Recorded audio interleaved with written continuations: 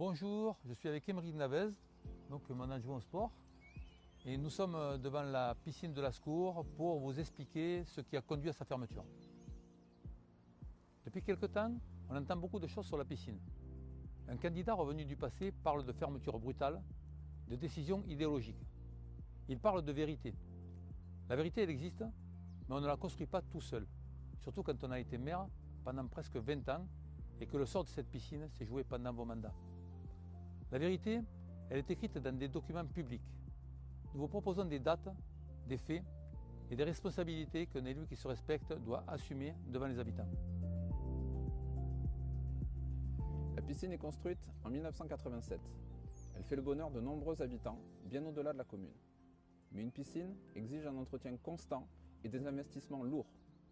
À partir de 1995, cet entretien structurel n'est plus à la hauteur. L'équipement se dégrade, lentement, mais sûrement. En 2010, 15 ans plus tard, le maire de l'époque, candidat aujourd'hui, se réveille et commande un audit complet, 8 ans avant la fermeture.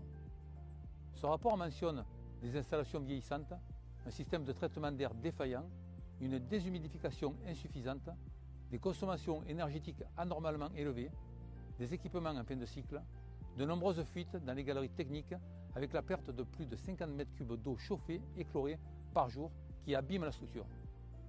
Un audit de cette ampleur ne sanctionne pas un petit incident. Il révèle une situation installée. Aucune réhabilitation structurelle.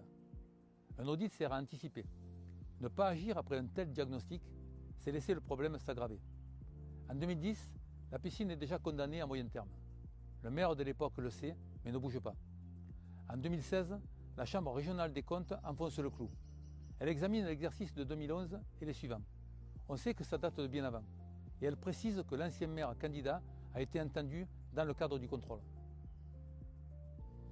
Elle écrit « La gestion de cet équipement est déficitaire, ce qui pèse sur les finances communales.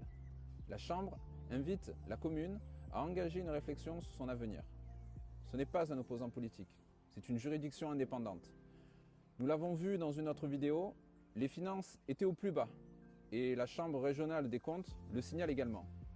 La piscine n'est pas un simple déséquilibre, elle pèse structurellement sur les finances. » En conclusion, nous avons un équipement qui se dégrade lentement pendant des années, un audit qui alerte en 2010 sans réaction et une confirmation malheureusement tardive en 2016.